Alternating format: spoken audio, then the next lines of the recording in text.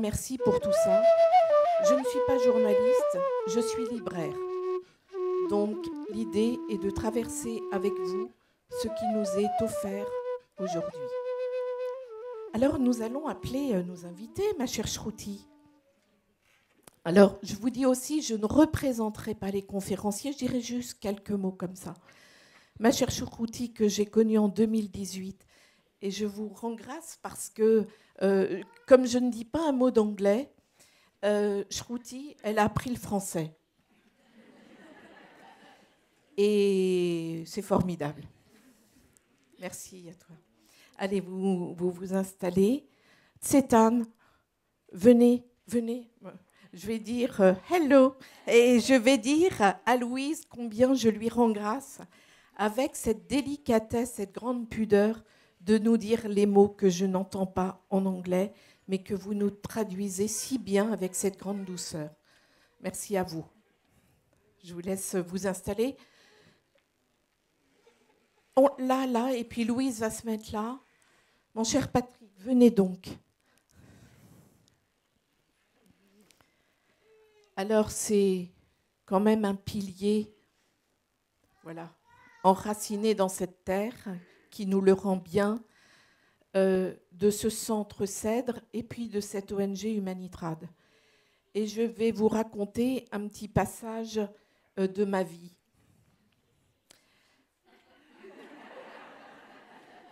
Ne sois pas inquiet. Ma fille, notre fille avec Philippe, est mariée à Zaché, qui vient du Bénin. Et Patrick, il va régulièrement au Bénin former. Et le sachant, je lui ai dit, est-ce que tu peux ausculter Pierrette qui n'a pas d'argent? La maman de Zaché. Il n'a pas dit oui, il l'a ausculté. Parce que c'est une famille pauvre. Pour ça, je peux te dire merci. Mais ce qu'il faut savoir en plus, c'est que Pierrette, elle ne parle pas un mot de français. Elle parle fond. Patrick n'aurait rien compris. Et Noélie, ses 5 enfants parlent remarquablement bien le français. C'est la langue qui est enseignée au Bénin. Et Noélie était avec sa maman, bien sûr. Et Noélie, aujourd'hui, avec William, elle apprend la médecine traditionnelle chinoise. Et vous voyez comment la transmission, là, se réalise de cœur à cœur. Pour ça, merci. Merci. Merci. C'est l'harmonie de la terre qui est là. Jean-Dominique, Michel, venez. Vous êtes un guide de haute montagne. C'est Louis Fouché qui dit ça sur votre site. Un guide de haute montagne qui guide et qui nous permet, en tout cas, de penser par nous-mêmes. Et c'est ça qui fait société, penser par nous-mêmes. Et vous avez, avec Louis Fouché, je ne m'étalerai pas là-dessus, on en parlera un peu, vous avez permis à bien des individus de trouver leur souffle. Nous avons traversé une période extrêmement difficile, mais extrêmement propice à notre vie intérieure. Et pour ça, nous avons à vous remercier de ce travail-là, parce que le souffle, c'est aussi l'esprit. Et demain, vous verrez, l'humanité bougera. Merci pour ça. Allez, installez-vous. Les amis, le temps a eu raison de maintenir une médecine traditionnelle et vous allez nous préciser, chacun, comment, en vue de vos pratiques et de vos recherches, en France comme dans le monde, vous envisagez de traverser les années à venir face à la surpuissance technologique et académique d'une médecine dogmatique. Alors, ça fait beaucoup de choses. Vous êtes chercheur, vous êtes praticien dans le monde et en France. Voilà, la question est ouverte. Comment, au défi de cette modernité très surpuissante, et face à vos travaux et face à vos pratiques, comment vous pouvez en témoigner? Allez, Shruti, vous commencez? Ou Patrick? Allez, Patrick. Bon, alors, non mais c'est l'objet de la question initiale de cette table ronde qui est importante puisqu'on est dans un monde dit moderne. Je vais juste parler pour ce qui me concerne. Pour moi, la modernité, c'est une forme d'illusion. C'est quelque chose d'artificiel. Donc, cette modernité-là, on n'est pas obligé d'être à la mode pour faire de la médecine. Donc, ce n'est pas, en vérité, un vrai défi, puisque les médecines traditionnelles ont traversé les siècles, elles ont traversé les révolutions. Elles ne sont pas une révolution près. En ce qui concerne la médecine chinoise, et il n'y a pas qu'elle, je pense, on n'a pas besoin d'électricité. On n'a pas besoin d'appareils. Le Doppler, le scanner, ils sont là. Le patient, il est en face. L'être humain est l'outil le plus parfaitement adapté au diagnostic et au traitement de la pathologie humaine. Il a autour de lui tout ce qu'il faut pour aider ses semblables, puisque c'est la terre nourricière qui lui donne tout ce dont il a besoin.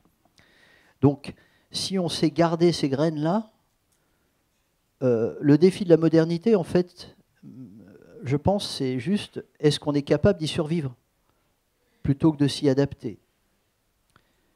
Et ça me fait penser à Russell Means, un des deux cofondateurs de l'American Indian Movement, dans le Dakota du Sud, qui disait effectivement, tout ce qu'on peut faire, c'est conserver nos traditions et attendre que les empires s'écroulent. Donc, parce que ces médecines-là ont traversé le temps, donc elles vont continuer. Et tant que le soleil se lèvera du même côté, tant qu'il y aura les mêmes révolutions permanentes, comme disait l'autre, eh ben, il suffira de comprendre ce jeu de force et de faire avec. Donc, le défi de la modernité, c'est de garder les outils pour ce qu'ils sont et de ne pas être utilisés par eux. Donc, on peut utiliser, vous voyez, j'ai un micro dans les mains, mais tant que je ne suis pas utilisé par le micro, ça va. C'est pareil pour le téléphone, c'est pareil pour l'ordinateur. Et c'est là qu'est le danger, d'être utilisé par les outils, parce qu'à ce moment-là, on devient outil soi-même et c'est ce qui nous guette. Je suis d'accord avec Patrick pour en partie, oui. On n'a pas besoin complètement de la modernité. Et aussi la vie qui s'adapte, mais pour ne pas oublier notre racine aussi. Racine aussi. Du côté Ayurveda, c'est plutôt adapté parce qu'il y a beaucoup de choses qui étaient mises sur le texte, dans, on va dire, milliers d'années avant, on n'est pas des chaussures, ni des chaussettes, ni des bonnes, houses, maisons et tout ça. So, c'est la façon il était adapté parce que la règle il est dit que quand vous marchez dans un chemin qui vous avez pas des thorns, tongs, c'est ça, des tongs ou des pierres et tout ça. So, vous avez besoin de vraiment chercher un chemin facile comme ça vous pas abîmer votre pied. Mais maintenant on peut faire quand même un chemin avec une modernité, mais à la même temps, pour garder la pace ou le rythme, on n'a pas besoin à courir, on a besoin à reconnecter. La sens, on est toujours pris avec les modernes utiles, oui, mais il y a un moment qui ont besoin à dire OK, je arrête, je prends du temps pour moi-même. Parce qu'on est commencé à oublier, à reconnecter. Parce qu'on a une grande utile qu'on peut directement connecter avec. Et on n'a pas besoin de payer pour ça, c'est gratuit. Il y a plein de choses avec la méditation, des styles de vie qui aident à, baisser. Baisser, c'est ça? Espacer? S'apaiser. S'apaiser doucement pour reconnecter. Reconnecter avec la nourriture, reconnecter avec votre style de vie quand vous réveillez. Prenez le temps. Pas besoin de courir parce qu'on a besoin de chercher un train ou la métro peut être passée. Prenez votre temps. Vous pouvez quand même arriver à l'heure.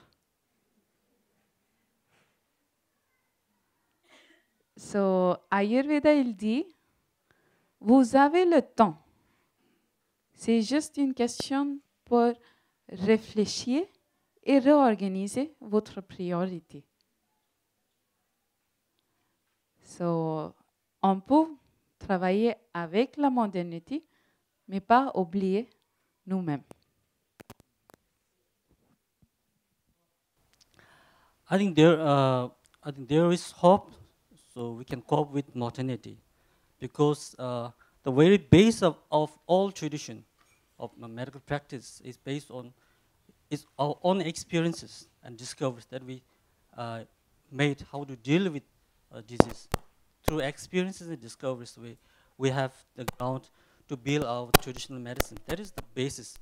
So on that ground, if we do not do, you can translate. Donc, je pense que c'est possible de faire face à la modernité.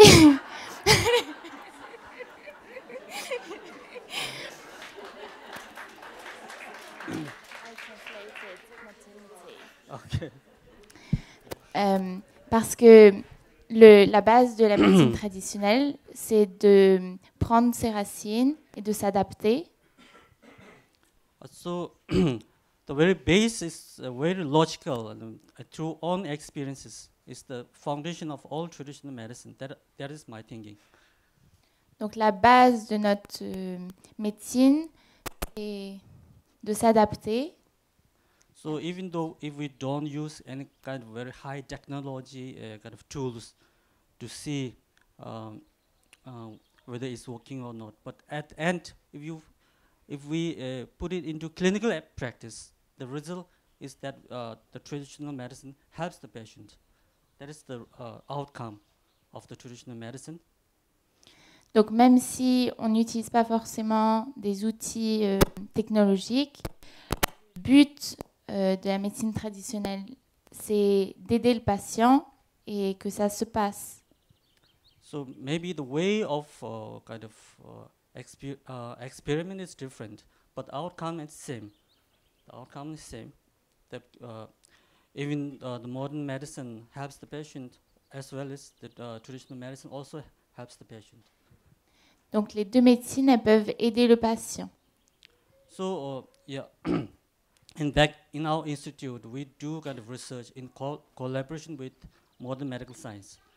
So we have a strong belief that our medicine will help the patient. So we do go through all these modern kind of experiments. So there are many research. We have done research on cancer, diabetes, in collaboration with modern medical science. So there are very good results that prove that through modern medical research that our traditional medicine also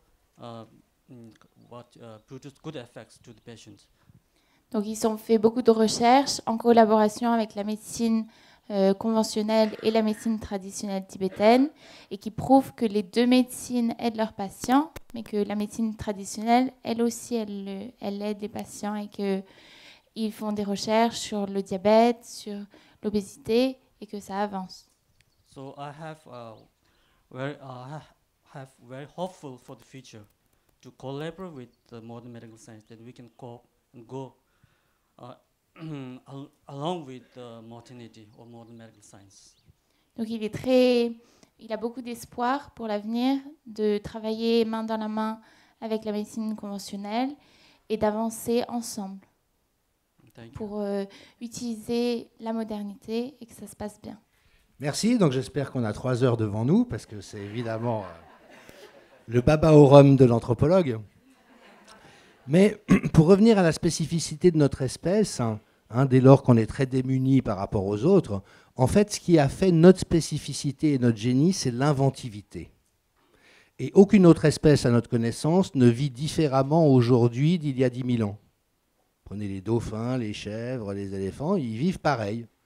Les dauphins n'ont pas des supermarchés de poissons où ils se rendent en tracteur sous-marin. Vous voyez ce que je veux dire? Mais nous, et peut-être que le fait qu'on soit aussi démunis de certains atouts l'a favorisé, c'est peut-être notre fragilité qui est à la base de ce ressort, on a inventé plein de choses. Et dans deux directions différentes fondamentales. La première, c'est la dimension imaginaire. Je parlais hier des cosmogonies. L'être humain a inventé toutes sortes d'explications, mais alors à la fois somptueuses de créativité et puis complètement abracadabrantesques, pour parler comme Jacques Chirac. C'est-à-dire, voilà, ça part dans tous les sens. Et puis chaque culture croit fermement à son explication du monde. Et puis l'autre dimension d'inventivité, c'est la technique. Et merci à notre ami druide, pharmacien, musicien, qu'est-ce que c'est beau, d'avoir rappelé, par exemple, que les Celtes ont fait le choix de ne pas entrer dans l'écriture. Et en fait, ce qu'on observe, c'est qu'effectivement, beaucoup de peuplades à travers l'espace et le temps ont refusé des sauts technologiques. Par exemple, avec la roue, on dit « ah, ils ne connaissaient pas la roue ». Non, ils la connaissaient très bien. Ils ont choisi de ne pas l'utiliser, pour un ensemble de raisons. Et on voit qu'effectivement, les évolutions imaginaires ou techniques bouleversent l'être au monde et la façon de vivre en apportant un certain nombre d'avantages et un certain nombre de désavantages. Donc au fond, moi, je retournerais évidemment, je suis un contrarian, comme on dit en anglais, j'aime bien prendre toujours le contre-pied de tout, je trouve que c'est la seule chose intéressante. Pas pour y rester forcément, mais au moins pour se poser la question. Mais pour moi, la biomédecine technologique est une ethnomédecine. Et elle est très imaginaire. Et notamment dans la gestion de la fameuse crise, voilà, donc qui n'est pas le sujet principal de notre rencontre, on voit que l'essentiel de ce qui a été présenté comme scientifique était imaginaire au point d'être délirant. Si on le recoupe avec des canons mythiques, alors là, on retrouve des invariants. Et effectivement, l'histoire de notre espèce a tellement été marquée par des épidémies, à la fois chez nous et dans l'exportation. On a décimé, quand on a été colonisé d'autres peuples, on a décimé des populations par les germes qu'on apportait. Donc c'est clair que dans l'imaginaire collectif, l'épidémie, ça reste vraiment le danger absolu, d'autant plus qu'il est invisible. Si vous avez une peuplade étrangère qui vous envahit, voyez s'ils sont là ou pas. Mais le virus, il peut être partout tout le temps et n'importe qui peut me contaminer. Et donc on est entré dans une éthos paranoïaque. Et j'ai envie de dire que la biomédecine, qui elle-même est relativement paranoïaque, pourquoi? Parce qu'en fait, dans les deux polarités du soin, dans les médecines imaginaires, et je le dis sans aucun disrespect, voyez, le corps objectif tel que la science peut le présenter, c'est une chose, et puis tous les peuples à travers l'espace et le temps ont élaboré ce qu'on appelle des anatomies fantastiques. Fantastique, ça veut dire imaginaire. Et comme il n'y avait pas la ressource de l'objectivité et de la dissection, on a dû observer et puis formaliser cette observation sous une forme imaginaire. Imaginaire, ça ne veut pas dire pas vrai. Et c'est là où en Occident, on est dans une confusion épistémologique profonde. Pour prendre un exemple très trivial, Françoise Dolto, à la question « Croyez-vous au Père Noël ?», répondait toujours « évidemment », mais pas dans la réalité matérielle. Mais dans l'imaginaire, notamment de l'enfance qu'elle étudiait, vous voyez, le Père Noël est une évidence. C'est l'émerveillement par rapport à ces fêtes de fin d'année. Alors, il y a les mauvais esprits qui disent « ouais, mais c'est une création de Coca-Cola, en fait, c'est une arnaque, etc. » Mais dans la pureté de l'enfance, il y a quelque chose d'infiniment noble, pertinent et vrai dans le Père Noël. Donc moi aussi, je crois au Père Noël. Et donc, vous voyez, on est en permanence dans cette tension. Et puis, si vous n'avez pas vu le dernier film qu'a fait Louis Fouché, où il se promène en tant qu'être numérique dans des univers bizarres, il rappelle quelque chose de fondamental, c'est que toute thérapeutique procède en fait de 3 remédiations fondamentales. Une remédiation symbolique, c'est-à-dire que la personne est dans un chemin de souffrance ou de maladie, elle a perdu l'harmonie de la santé, elle a besoin de la retrouver. Et là, évidemment que les médecines du monde sont extraordinairement généreuses sur le plan symbolique. C'est-à-dire que quand Schrouti prescrit un remède, ce n'est pas une molécule qu'on a isolée, dont on a vu qu'elle faisait tel truc, c'est l'univers entier qui est dans le remède. et elle-même, avec la tradition millénaire dont elle est issue, dans laquelle elle s'enracine, elle donne le monde à la personne pour l'aider dans son besoin de santé. Il y a une remédiation sociale, et en Occident, vous avez peut-être vu que les médecins ont récupéré certains insignes du druide, dont la blouse blanche. Et il y a une époque où les médecins ont essayé de quitter la blouse blanche. Ben non, c'est pas tout à fait pareil. Hein, donc ils ont remis la blouse blanche à un moment donné. Et puis en Occident, alors le soin est très individualisé. C'est moi qui suis malade et qui individuellement cherche ce qu'il faut que je fasse. Mais dans toutes les cultures du monde, la personne malade n'est que l'endroit où la pathologie du groupe émerge. Et donc c'est toujours le groupe entier qui est concerné par la maladie de la personne. Et donc il y a quelque chose de communautaire dans le soin et même une appréciation pour le malade qui prend sur lui le mal du groupe et accepte de le porter. En tout cas, dans les peuples traditionnels, c'est systématiquement comme ça.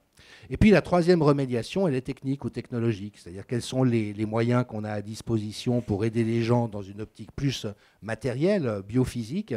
Et donc, de mon point de vue, cette fameuse biomédecine scientifique est au fond autant gorgée d'imaginaire et d'arbitraire que les ethnomédecines, et les ethnomédecines sont autant gorgées de savoir pragmatique que la biomédecine.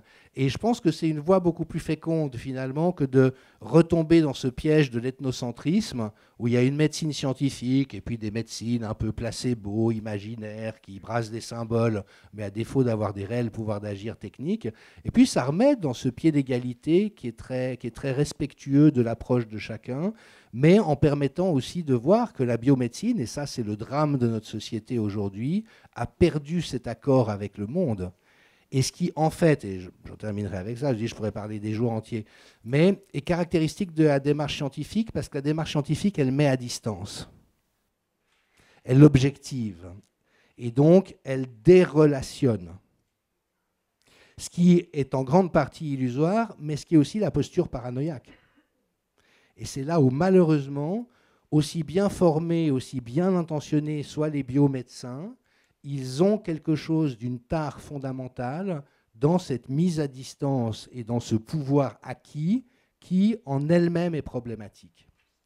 Alors, on a vu pas mal de services hospitaliers où les soignants ont appris le Reiki ou des procédures énergétiques, et pendant les opérations, voilà, en dehors de faire tout ce que la biomédecine devait faire, ils imposaient les mains aux patients, etc. Donc, est-ce que c'est dans le sens de ces métissages qu'il convient d'aller, ou est-ce que c'est dans la réunion des savoirs et des compétences, sachant que chaque proposition est susceptible d'apporter des réponses dans un niveau différent? Merci Jean-Dominique. Alors, oui, on va venir sur le thème de la transmission, parce qu'hier, tous, vous nous en avez parlé. Alors, pour un libraire, on préfère la transmission écrite que la transmission orale. Ça, c'est clair. Shruti, vous avez parlé d'extinction de la connaissance. Vous avez évoqué hier plusieurs livres qui traitaient de la science de l'Ayurveda millénaire. Et c'était très beau hier parce qu'on a partagé quelques moments hier soir. Et une des amies qui est... Oui, je vous vois. Et qui... On a parlé de Bombay. Oui. Et hier, vous avez dit, elle vous a demandé si vous retourniez régulièrement en Inde. Vous avez dit une fois par an, mais vous avez dit, il y a tellement de travail ici. Cette transmission, vous la réalisez ainsi, comme Patrick a pu la réaliser par l'écrit, lui, avec Paroles d'ethnomédecin, ce livre dont vous parlez très peu, mon cher Patrick.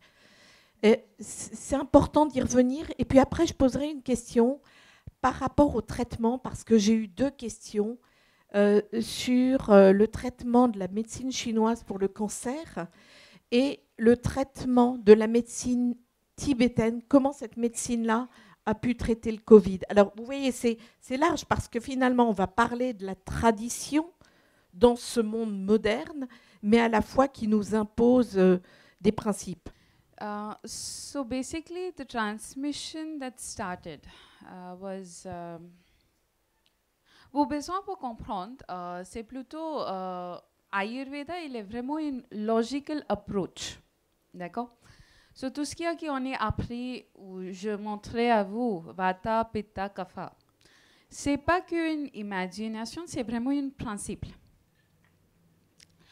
quand on comprend ce principe, c'est mieux à adapter avec la modernité ou la ancient. Okay?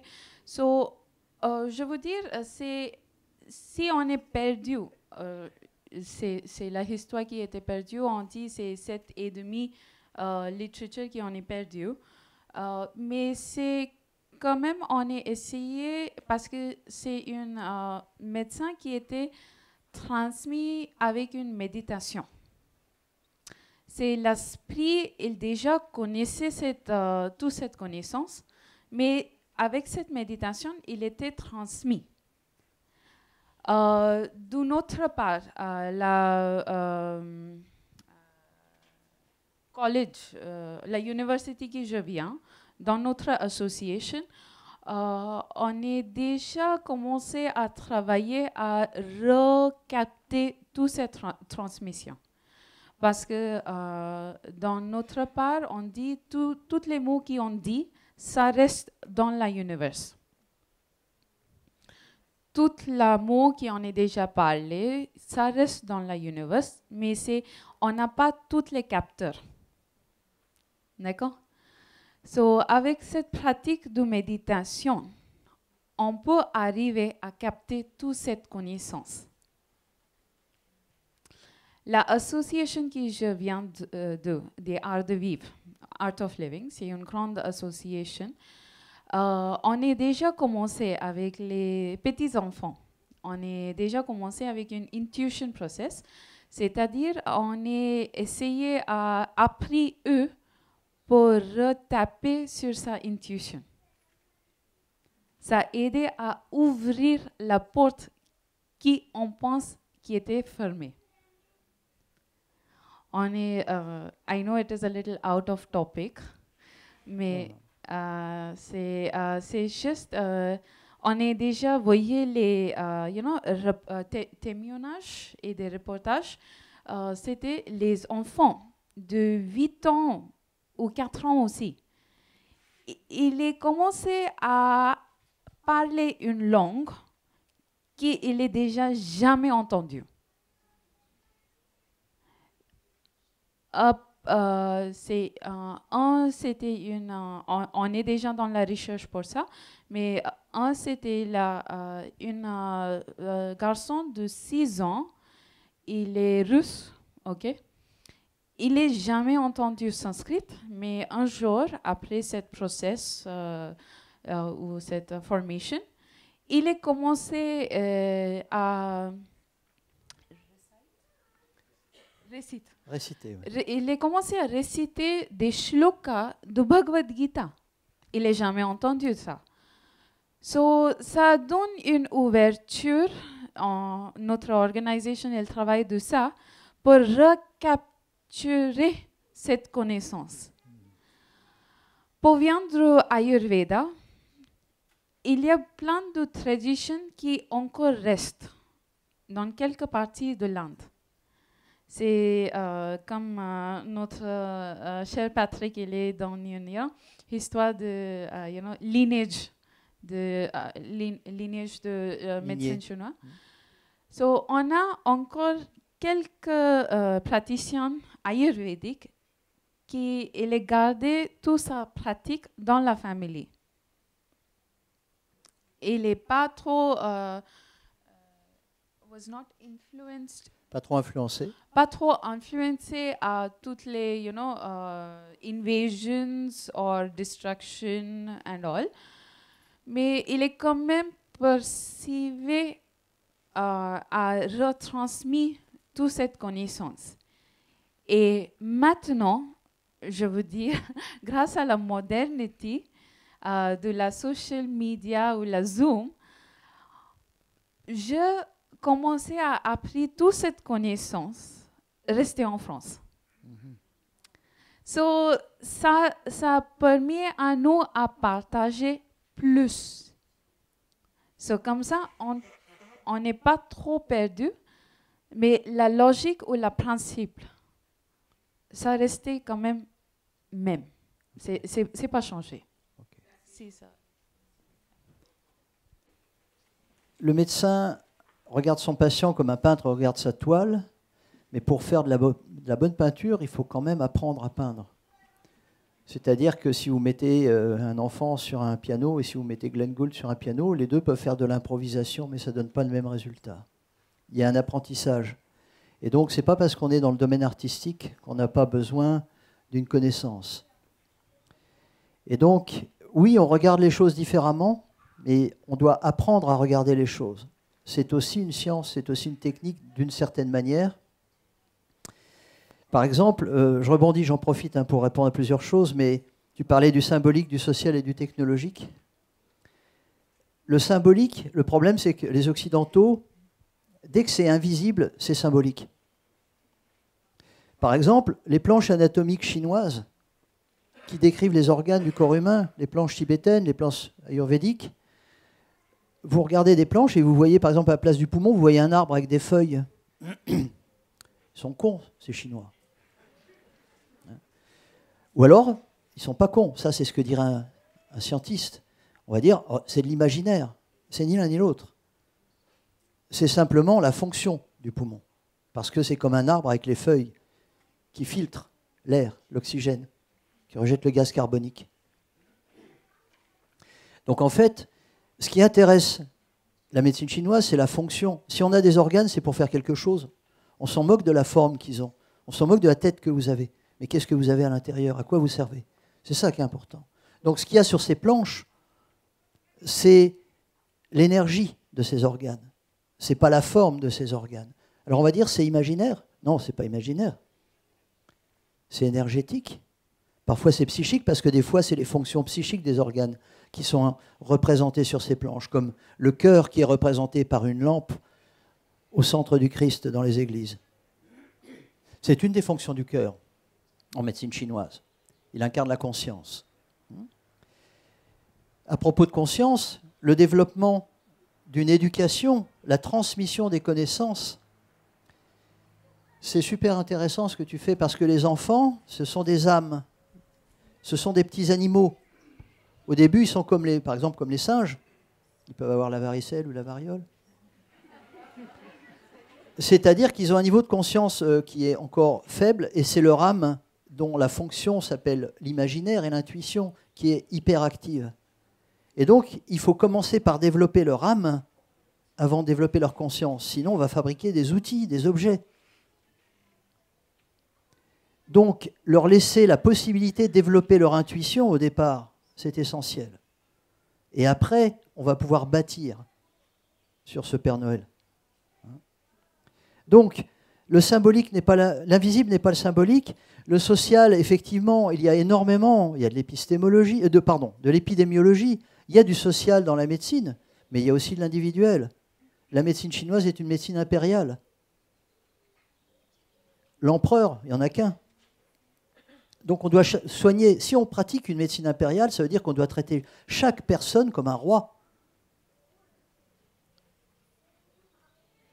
Ça veut dire qu'effectivement, on est tous influencés par des choses communes, on a tous une force commune, et en même temps, on a tous un Tao individuel. Et il faut savoir quel est le chemin de chacun, le rejoindre dans sa spécificité au sein de cette unité. C'est un job. Mais on ne peut pas limiter, forcément, on n'a pas les mêmes regards quand on est médecin, quand on est anthropologue, quand on est scientifique, enfin au sens où on l'entend chez nous. Et effectivement, le technologique, ce n'est pas l'humain, par définition. C'est tout ce qui entoure l'humain.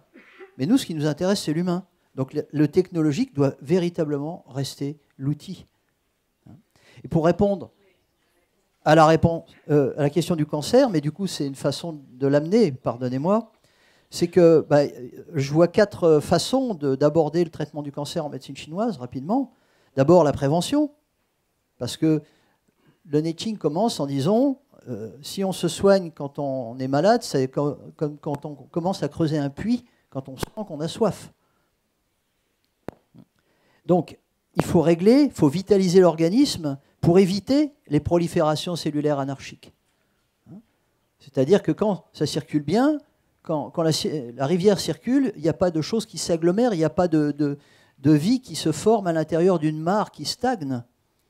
Donc la première chose, ça s'appelle Yangsheng en chinois, nourrir la vie, entretenir la vie, Ce sont des règles d'hygiène de vie, plus des traitements disons, prophylactiques, de prévention, adaptés parfois au terrain de chacun, qui vont faire qu'on n'aura pas besoin d'avoir soif, enfin, on n'aura pas besoin de traitements plus lourds, parce qu'effectivement, une fois que des foyers infectieux sont installés, c'est tout de suite la guerre, c'est plus compliqué. Donc si on peut préparer la paix plutôt que la guerre, effectivement, c'est une philosophie différente. Ensuite, bien sûr, il y a du curatif, parce que souvent les gens, ils arrivent, c'est un peu tard. Alors oui, dans ce cas-là, on est dans des traitements d'attaque. Il y a une perversité, comme on disait hier, et là, il existe des traitements antitumoraux, évidemment, sous différentes formes en médecine chinoise, mais ils sont toujours moins puissants que ceux de la médecine occidentale, qui est plus une médecine de guerre, forcément, parce qu'on ne perd jamais de vue ce qu'on appelle Chengqi, donc l'immunité du patient qui ne doit pas... Vous savez, quand vous êtes en guerre, vous avez les alliés qui viennent vous bombarder pour vous libérer, mais bon, vous prenez les bombes avec quand même. Donc effectivement, il y a toujours ce problème de ne pas mourir guéri. Et c'est là que généralement, la plupart des patients que je vois, ils sont en cours de traitement par la taille, hein, par le fer, par le feu ou par le poison. Ça n'a pas changé depuis Hippocrate. Chimiothérapie, c'est le poison. Radiothérapie, c'est le feu. Chirurgie, c'est le fer. Bon, on a raffiné les outils, mais c'est toujours les 3 mêmes techniques d'éradication.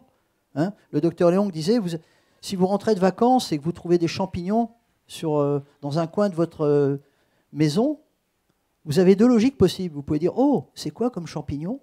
Et là, vous allez les mesurer, les dénombrer, faire des biopsies pour savoir ce que c'est. Puis vous allez mettre au point des produits chimiques pour détruire ces champignons, ou gratter, ou brûler, les 3 choses dont on vient de parler.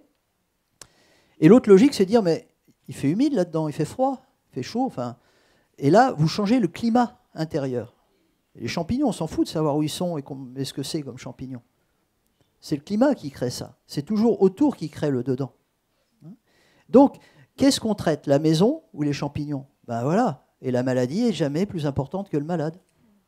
Donc, généralement, on va devoir se placer en complément, on va faire la Croix-Rouge, on va se placer en complément de la médecine occidentale, parce que le patient, il a son cancer, ok, mais il a aussi ses vomissements, il a ses diarrhées, enfin voilà, il a les effets secondaires des traitements d'attaque des alliés, et il faut l'aider à ne pas mourir guéri. Donc en fait, nous, on va surtout utiliser des traitements de soutien pour permettre aux traitements nécessaires par ailleurs, on ne dit pas le contraire, au stade où c'est rendu, c'est peut-être possible, mais que le patient puisse supporter. Et puis la 4e étape, c'est d'éviter la rechute.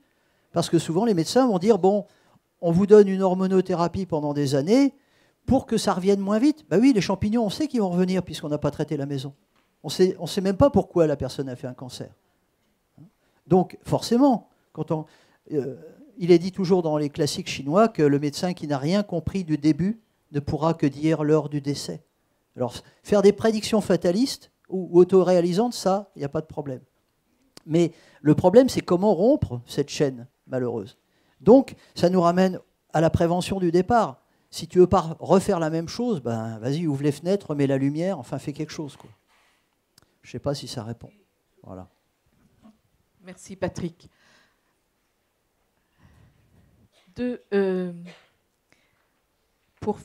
Le temps passe très vite. Hein. Alors, Cétane et puis Jean-Dominique, parce qu'il va avoir un lien. J'ai aimé le patient royal, le côté tel nous sommes chacun des rois et des reines. C'est aussi la noblesse qu'exprime Jean-Dominique dans ses écrits. Cétane. Alors, une question pareille. Alors, 2 questions. Qui nous a été remise. Oh, it's not a difficult question. Il espère que ce n'est pas une question trop compliquée. Non. Non, puisqu'il y a quelque chose que vous nous avez offert hier.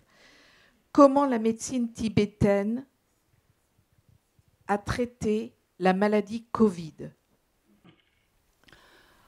The question is, I think, is how Tibetan medicine treats COVID patient, COVID-19. Yeah. So basically, from our institute, Menzikang, so it's called Tibetan Medical and Astro Institute of His Holiness Dalai Lama.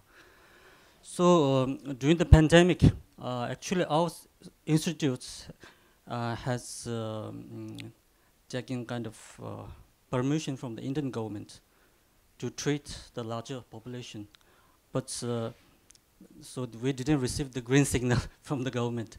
But in all our clinics, we have 54 branch clinics all over India, Nepal. So as usual, our doctors treat the patients. So we did kind of got the kind of what do you say, data collection, kind of research during the pandemics. Donc, pendant la pandémie, ils ont eu le feu vert de la part du gouvernement indien pour faire des recherches et traiter la plus large population possible. Et du coup, avec son institut et les différentes branches dans le pays, ils ont commencé à faire des recherches et continuer à traiter tous les patients. So, but we are allowed to treat in India. We are allowed to practice our system of medicine in our clinics. So as we usually treat. So, so we have a strong belief that during the SARS, so there is some research coming on because of the Tibetan medicine is quite helpful for the SARS. So these bacteria, I think, quite similar to the COVID, but the COVID-19 is more kind of dangerous. Yeah. Donc, ils ont pu continuer à traiter leurs patients de la même manière dans leur clinique. Et la médecine tibétaine est très aidante pour traiter le virus du SARS. Et du coup, le virus du Covid, il était assez similaire. Donc, ils ont pu continuer sur ce terrain-là. So since we have that strong belief that our medicine can help, so also it's a it's a time for us to contribute, yeah, for the world. Also, for even though as being a refugee, so we can contribute for some extent. Donc, même s'ils sont réfugiés, ils ont envie de contribuer d'une certaine manière et ils ont la profonde croyance que la médecine tibétaine peut aider pour traiter le Covid. So through all our 64 branch clinics, so we have kind of met some forms to be filled for the patients. If you are willing to treat from our medical system, you are free of medicines. We will provide free medicines. But if so, for that you have to fill all your names and that. For the research project, for the research paper, we have to take the patient's permission. So for that, we would provide you free medicines. Donc pour aider la recherche, ils ont proposé de traiter gratuitement tous les patients à partir du moment où ils remplissaient des questionnaires avec toutes leurs informations, afin que ça aide la recherche. So also, if you do not want to, what you say, if you do not want to tell your names and everything, it's fine. We provide medicines. But so in this kind of data collection research, we got around more than 4,000 patients of COVID. But these are of 4,000 patients. Donc pendant toute cette phase-là, ils ont réussi à avoir 4000 patients pour le Covid et que même si les personnes ne voulaient pas, par exemple, donner leur nom et leur prénom, ils voulaient quand même leur donner accès aux soins. So in this research, but so in the COVID-19, there are categories of the degree of the disease. There is very acute, then there is moderate, then there is mild. Donc, il y a différentes phases dans le Covid. Ça peut être très sévère, moyen ou plutôt faible, la façon dont il agit sur le corps. As a conclusion, the acute patient won't able to come out clinics, then have to go to take the emergency medicine. Yeah? So in our research, most of the patients are moderate, mild. So as a result, so the benefits of our medicine is 99%. So so that's the outcome of our medicine during the pandemics. Donc, ils ont eu des résultats bénéfiques sur 99% de leurs patients, parce qu'au final, ils traitaient surtout des patients à un stade faible ou modéré du Covid, et les patients qui étaient plutôt en stade avancé, ils les envoyaient dans les cliniques de médecine occidentale pour la... Voilà. So, so you can find the information in our website, menzikang.org, in the research, if you want to know more about it. Thank you. Merci. Vous pouvez aller sur son site si vous voulez plus d'informations. Bon, prenez note.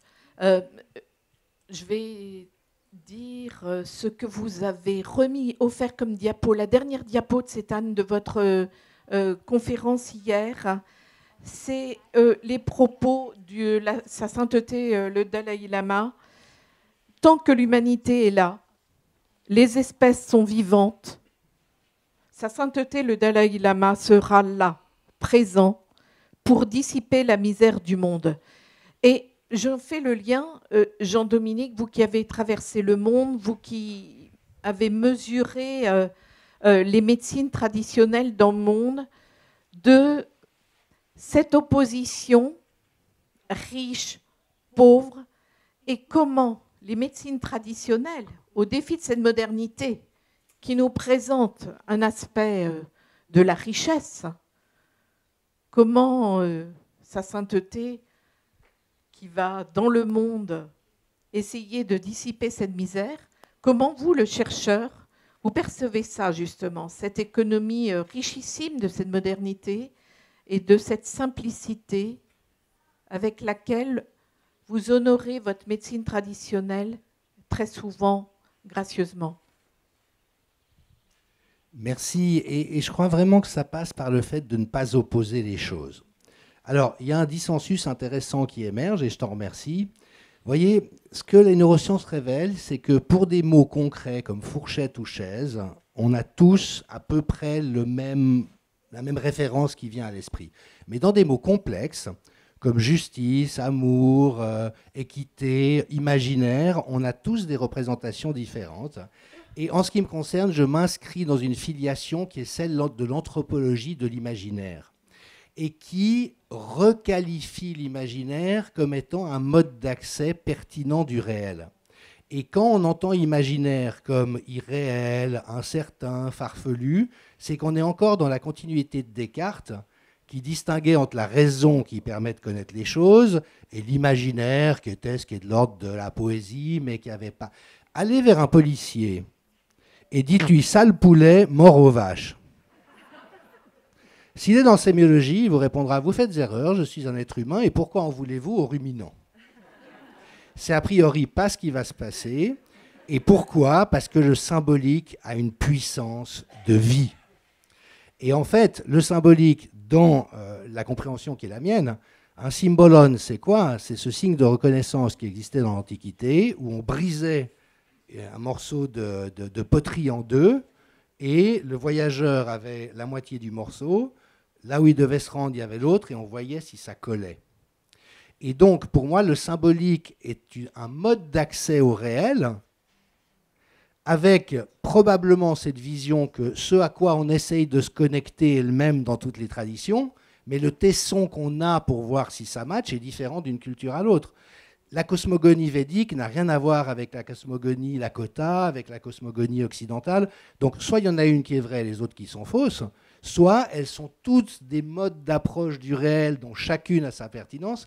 Et alors, pour la petite histoire, dans mon travail de recherche, moi j'ai commencé en addictologie, à une époque où le rétablissement n'intéressait personne. Donc mon premier mandat en santé publique, c'était avec les hôpitaux de Genève en 1995, et je leur ai proposé de faire un survol de la littérature scientifique pour voir qu'est-ce qu'il y avait sur le rétablissement de l'addiction. Il n'y avait pas encore Internet, donc il y avait des gros bottins du téléphone de la littérature. J'ai épluché à peu près 3000 pages. Imaginez, pas une ligne sur les processus de rétablissement. La littérature ne consistait qu'en description de l'addiction, qu'est-ce que c'est, d'où ça vient, comment est-ce que ça apparaît, comment est-ce qu'on traite les gens. Mais qu'est-ce qui fait qu'une personne, à un moment donné, peut changer son parcours de vie pour ne plus souffrir en restant enfermée dans la même réalité? Ça n'intéressait pas les médecins. Et ça, c'est le péché et le drame de la médecine contemporaine. Vous voyez ce que je veux dire? Et en fait, dans l'histoire du rétablissement, ce sont des personnes concernées qui, les premières, observant qu'elles n'arrivaient pas à se faire entendre uniquement à partir de leur expérience, se sont formées pour devenir médecins, docteurs en psychologie, sociologues, et qui, une fois qu'ils ont eu la casquette qui leur permettait d'être écoutés, ont dit, attendez, la manière dont vous décrivez les patients dont moi je fais partie, ça ne correspond pas à notre expérience. Et là, on a pu entrer dans quelque chose d'intéressant. Et puis dans cette recherche, une autre chose que j'ai vue, que j'ai adorée, c'est qu'il y avait plein de manières différentes de se rétablir de l'addiction.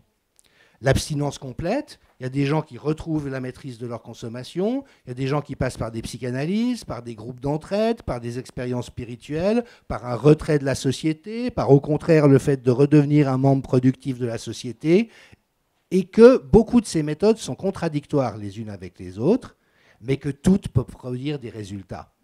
Et c'est ça, pour moi, la beauté du symbolique et de l'imaginaire.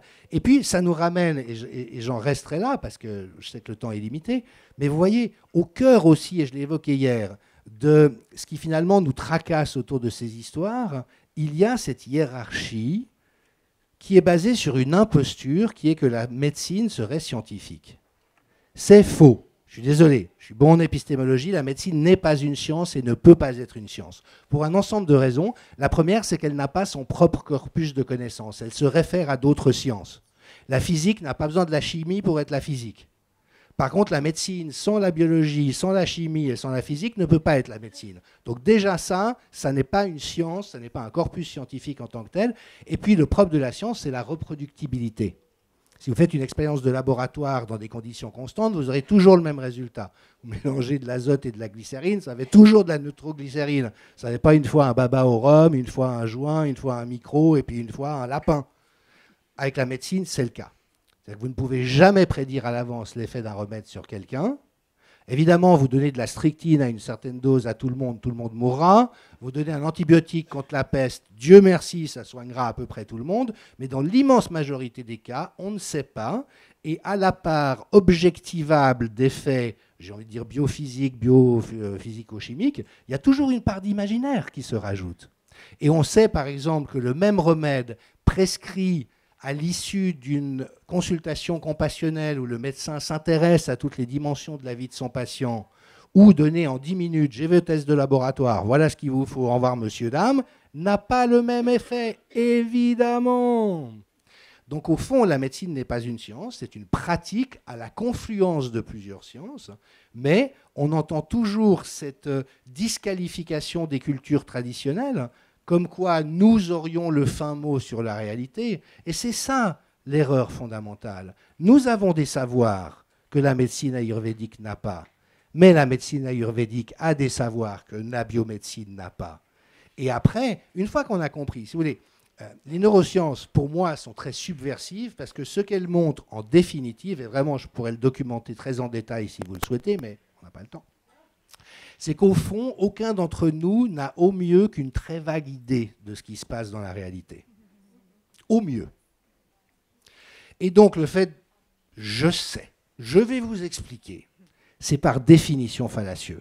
Je peux partager avec vous le très petit bout de ma vague compréhension du monde. Et puis, c'est intéressant parce que vos propres bouts de vague compréhension du monde ne sont pas les miennes et il y a probablement plein de choses que vous avez compris et que moi, je n'ai pas encore compris. Puis il y a probablement des choses que j'ai compris. Et donc, on peut mettre en partage et être dans un dialogue. Et qu'est-ce que le dialogue? C'est une conversation dans laquelle on s'enrichit mutuellement en sortant de la conversation différent qu'on était au départ. C'est l'opposé du dialogue de sourds, où je sais, vous ne savez pas, alors je vous explique, évidemment vous ne voulez pas entendre parce que vous avez vos convictions, vous me répondez non, c'est pas comme vous dites, c'est comme je dis, on repart fâchés tous les deux, et aucun d'entre nous n'a progressé d'un iota. Et ça, voilà, c'est le péché originel de la modernité, c'est cette prétention fallacieuse de dire je sais mieux que les autres, plutôt que d'écouter et d'essayer de trouver des points communs, parce que quand je me suis intéressé au rétablissement, j'ai vu que dans toutes ces méthodes antinomiques à bien des égards, c'était toujours les mêmes principes qui était activé, que vous fassiez une psychanalyse, une abstinence, une consommation contrôlée, un groupe d'entraide, une retraite spirituelle. Quand le rétablissement se produisait, c'était toujours les mêmes vecteurs qui étaient mis en action. Et ça, c'est intéressant, parce que là, on sort de la différence et donc de l'opposition pour entrer dans l'unité du soin, du caring, où chacun mobilise sa relation au monde et sa compréhension du monde pour aider autrui dans la noblesse de cette vocation. Puis je terminerai vraiment avec ça. J'ai fait beaucoup de supervision d'équipe. Puis un jour, j'étais avec une équipe qui travaillait dans la protection de l'enfance. Puis au bout d'un moment, je leur dis, oui, à vous entendre, c'est vraiment une vocation. Et ça a fait une opposition parce qu'ils l'ont entendu dans le sens religieux. Vous nous prenez pour des bonnes sœurs, on n'est pas des Saint Bernard. Alors que moi, je l'entendais comme vocare, l'appel du dedans, qui fait qu'à un moment donné, même si c'est dur, je veux dire, s'occuper d'enfants maltraités, il faut avoir le cœur bien accroché. Vous voyez ce que je veux dire, c'est pas être fleuriste ou... bon, mais donc moi je l'avais entendu comme vocation, eux l'avaient entendu que finalement je l'utilisais dans un sens désobligeant, et donc on est en permanence dans ces malentendus, alors qui sont un peu navrants à certains égards, mais qui en même temps sont tellement féconds, parce qu'une fois qu'on les pose, ah génial, tu trouves que c'est irrespectueux que je parle d'imaginaire sur ton anatomie, qu'est-ce que tu entends par imaginaire? Et pour moi, c'est donner forme, c'est observer la forme et lui donner une formalisation sur laquelle on peut s'appuyer pour faire quelque chose. Et voilà, une fois qu'on entre dans ces dialogues, c'est là où la vie s'ouvre et tout devient passionnant en permanence. Le cœur ouvert, merci Jean-Dominique. Merci à vous tous les quatre, pour cet éclairage et puis cette compréhension qui ouvre encore des portes. À tout de suite.